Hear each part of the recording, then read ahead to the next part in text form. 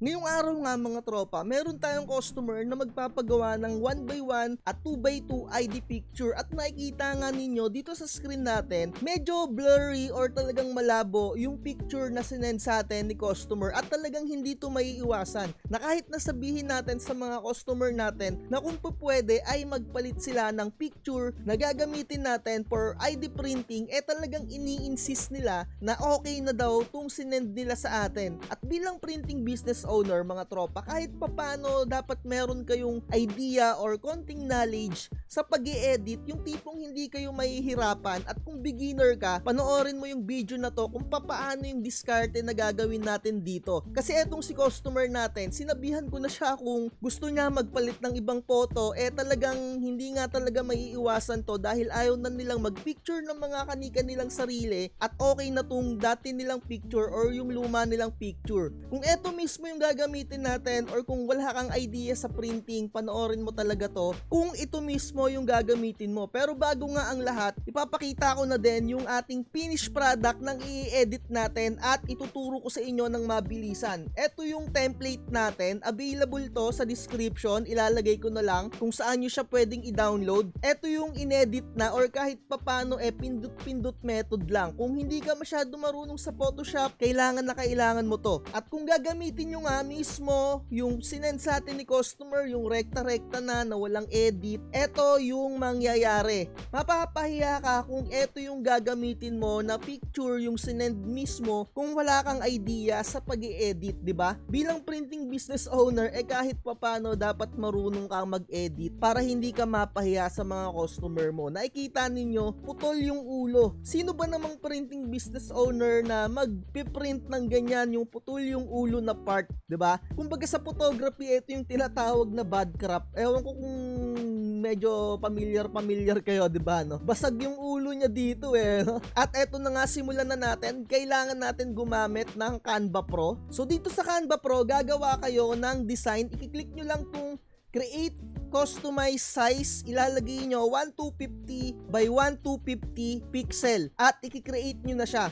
So once na nakapag-create na kayo, lalabas na yung pinaka-media nyo dito at i-upload nyo na yung picture na sinend ni customer. Eto mga tropa, nakadepende to sa inyo kung ganito din yung gagawin ninyo dahil ako medyo nasanay na ako sa paggamit ng Canva at nakikita ko na eto yung pinakamadaling editing tool para dito sa printing business. Dito mga tropa, kakailanganin natin na kayo ay nakasubscribe sa Canva Pro at gagamit kasi tayo dito ng remove background or kung ano-ano pa man. Pero syempre kung meron kayong mga diskarte, nasa sa inyo na rin kung ano yung gagamitin ninyo. May mga ilang software naman din dyan na nakakagawa din sing powerful ng Canva. Pero para sa akin, mas smooth talaga tong Canva. Dito mga tropa, para kahit papano eto ay i-enhance natin, gagamit tayo ng AI dito sa Canva. Isa-search nyo lang dito sa kanilang apps, Pixel Enhance. Etong Pixel Enhancer mga tropa, to tell you honestly, meron siyang limit, parang 5 credit lang yung pwede mong magamit dito kada araw. Pero pwede kang mag-subscribe mismo sa Canva. Eto mga tropa, bukod pa yung Canva Pro, bukod pa yung mga credits dito. And kung ayaw nyo naman na gumastos, i-type nyo na lang dito sa Google, AI enhancer ng image. So, maghanap kayo kung saan na pwedeng gumamit ng free, 'di ba? Pero para sa akin, okay na okay talaga dito sa Canva. So eto, papalinawin natin to. Dito sa pinakababang part, meron na lang akong isang credit dahil nga sa isang araw, 5 lang yung meron. I-click ko lang yung enhance and aantayin ko na matapos at lalabas na yung pinaka-enhanced version neto at kahit papano, okay na okay yon. Pero eto nga lang yung downside dito sa Canva Pro, meron talaga siyang limit. So eto na nakikita ninyo, naging makinis na or smooth na yung pagmumuka, i-click nyo lang yung replace para mapalitan. Ayan, nakikita ninyo, 'di ba? So ayan yung ginagawa ko usually. Pero kung ayaw nyong gumamit ng Canva dahil nga merong credit or magbabayad kayo, maghanap kayo ng ibang AI tool na makakapag-enhance ng mga photo ninyo. Pero hindi pa dyan matatapos yung editing natin. Nakikita ninyo, hindi siya sasakto sa 1x1 and 2x2 kasi putol yung balikat niya dito. So ang next ninyo na gagawin, medyo iangat-angat nyo yung picture ninyo, tapos hanapin ninyo yung edit and hanapin nyo dito sa Magic Studio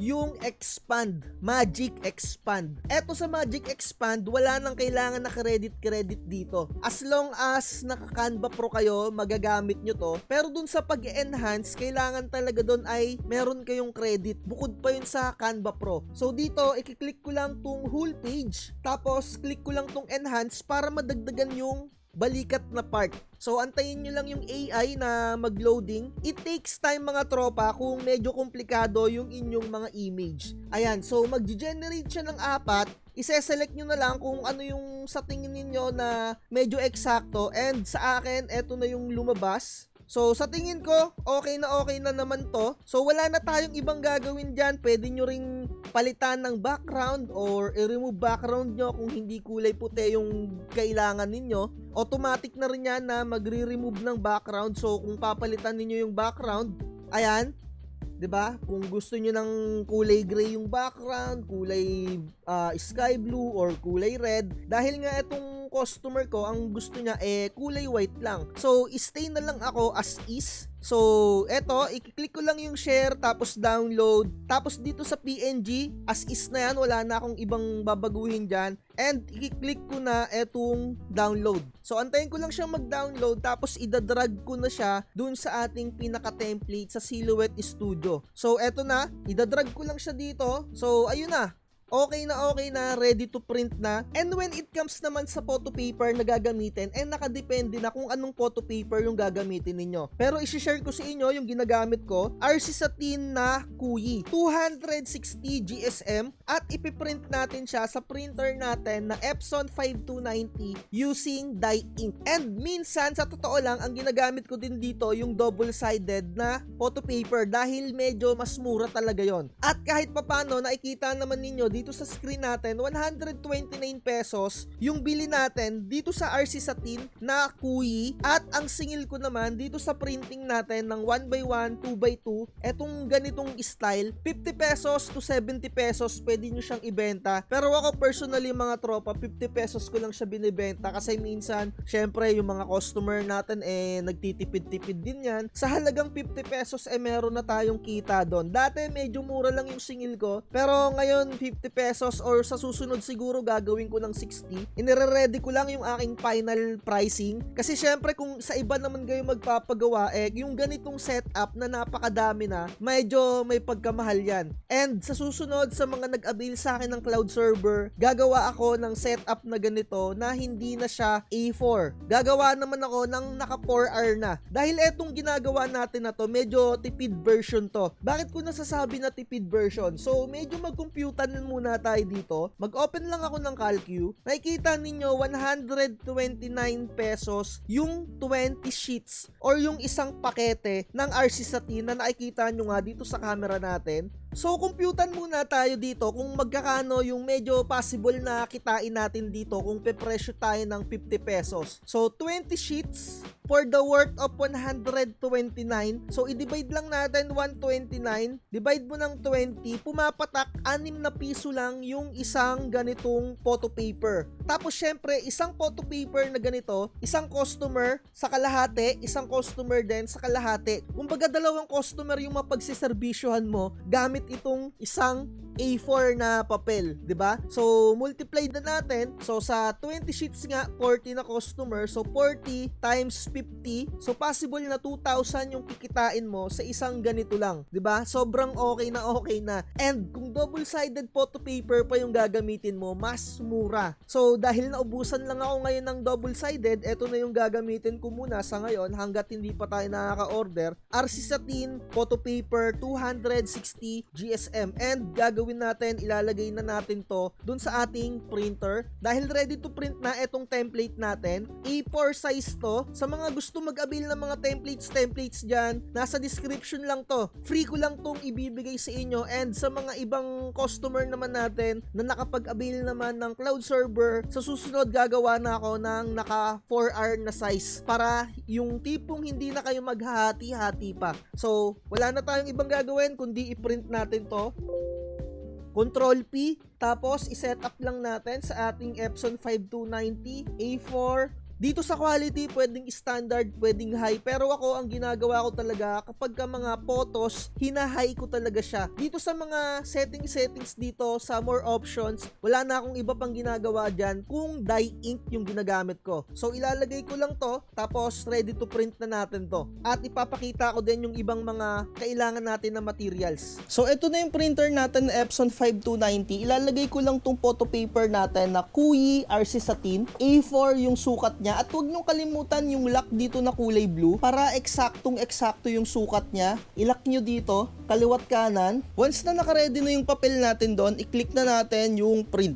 At nagpe-print na siya. Nakadepende nga pala sa inyo, inuulit ko yung pagpepresyo. Pero sa ngayon, 50 pesos pa rin yung singil ko. Siguro next month, gagawin na natin siyang 60. Or gagawa tayo ng 4R na size para kahit papano, hindi na tayo maghahati-hati pa ng ganito. Ibang diskarte naman. Kasi syempre, medyo nagmamahal yung presyo. At nakikita ko naman sa ibang mga shop, yung kanilang 4R na size, medyo may pagkamahal din yung presyo. At dahil nga sa atin, kumbaga budget meal lang to, 50 pesos to 60 pesos or 70, depende kung kayang-kaya nyong i-offer. Pero nakikita ko nga baka magtaas tayo ng presyuhan next month or hindi ko pa masyado sure, titignan ko pa yung galawan dito sa market natin kung medyo aangal ba yung customer natin. Kasi isipin nyo, 12 na 1x1 at meron ng 4 na 2x2. Kumbaga sulit na sila. Nag-scout kasi ko mga tropa dito sa mga printer shop dito malapit sa amin. 45 pesos yung package nila ng 4R and ilan lang yung kasya doon. Dito sa package natin talagang napakadami na neto. So antayin lang natin, nakadepende sa inyo kung i-standard ninyo. Ako kasi nakasanayan ko na gawing high yung setup ko pagkadating dito sa printing ng mga photos. Kumbaga gusto ko talaga nasasatisfied yung customer natin when it comes sa mga output na pinoprovide ko. So eto yung output ng ating Epson 5290 using dye ink na original. Sobrang ganda niya mga tropa kung nakikita ninyo sa personal. So hindi pa dito natatapos yung ating project dahil ikakat pa natin to using die cutter. So dito ginagamitan ko siya ng cutter para straight pa rin yung ating next na gagamitin para sa susunod natin na project. So hahatiin ko lang siya dito. Dahil ito ay itatabi natin, pwede pa to para sa next customer nga natin. Syempre para ma-achieve natin yung estimated natin na kita na 2,000, di ba? So nakadepende pa sa inyo yon sa puhunan ninyo na 129 pesos. Dito nga sa screen na nakikita ninyo, possible kayong kumita ng 2,000. And syempre naman when it comes dun sa mga ink, usually konti lang yung magagamit niyan or makukonsumo na ink. So kung naka-pigment ink pa kayo, mas makakamura kayo, di ba? So kung wala kayong cutter na kagaya ng ginagamit ko dito, gamitan nyo na lang ng gunting, okay na okay din naman. At syempre dahil nga gusto ko sa mga customer ko nasasatisfied ko sila and meron akong ditong ginagamit na die cutter machine. So ito yung ating die cutting machine, meron tayong 1x1 and meron tayong 2x2. Meron din tayo neto na passport size. Syempre mga tropa, nakadepende sa inyo kung gusto nyo na meron ganito. Dahil nga syempre medyo may pagka-arty tayo at gusto ko talaga na satisfied yung customer. Iba kasi yung output or iba yung outcome kung gagamitan nyo ng ganito. Yung corner niya kasi rounded yung output niya kung gagamit kayo ng ganito. So kung nakikita ninyo mga tropa ko, yung pinakakanto niya, rounded na siya dahil dito sa ating die cutting machine. Napaka-professional niyang tignan. Kung nakikita naman ninyo, kung ikukumpara nyo to sa mga edge niya ay yung medyo sharp, talagang iba talaga yung output or iba yung vibes kapag ganitong rounded. Ang gandang tignan sa totoo lang. Pero kung hindi naman kayo maarte or hindi rin maarte yung mga customer ninyo, sa tingin ko, wag na kayong bumili ng ganitong die cutting machine, di ba? So doon na lang kayo sa gunting-gunting or kung anong diskarte yung ginagawa ninyo. Pero ako, ito talaga yung ginagawa ko. Dati, nung wala pa akong ganito, gunting-gunting lang din talaga at yung cutter. At nung medyo nakikita ko na dumadami naman yung customer natin, para naman mapulpil natin yung satisfaction nila,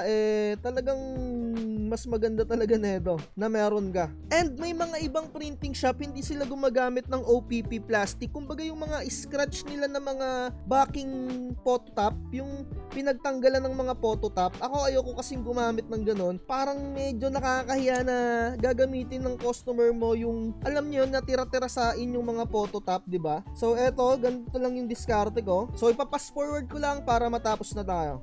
At mga tropa, ito na yung finished product natin. 4 na 2x2 at 12 na 1x1. Kagaya nga ng sinabi ko, ako gumagamit talaga ako ng OPP plastic simula pa lang nung una. Kahit na nung wala pa ako na die cutter, meron na akong OPP plastic. Ilalagay ko na lang sa description yung link neto kung saan kayo pwedeng bumili. Kasi iba talaga yung vibes kapag meron kayong ganito. At etong OPP plastic, hindi lang to sa mga ganitong application ninyo pwedeng gamitin. Pwede rin to kapag gumagawa kayo ng mga rep magnet or kung anong kakasya dito sa inyong OPP plastic, 'di ba? So ayan, so mabilisan lang. So pwede nating ibigay ito kay customer, or kung medyo ayaw nyong bumili ng ganitong mga OPP plastic, nasa sa inyo na lang kung anong diskarte ninyo, 'di ba? Pwedeng bond paper, yung pwede nyong paglagyan, or kung ano pa man na gusto nyong paglagyan, 'di ba? Pwede nga yung iba mga backing paper. Kaso ako hindi ko talaga masyado trip yung mga backing paper ng phototop. So eto talaga ako, eto na yung mga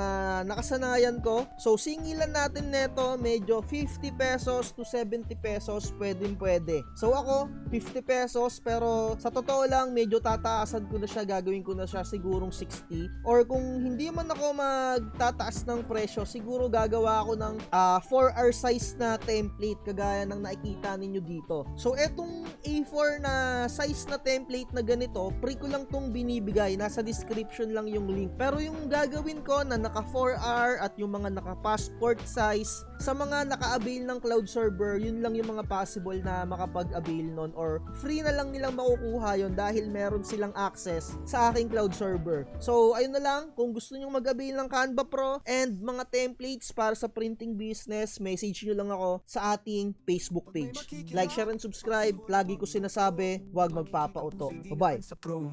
Huwag kang magpapauto, mag-isip ka sa pilian. Sa laro ng buhay, dama ang tampuhan. Di lahat ng nagpa-hype, siguradong totoo, sarili lang.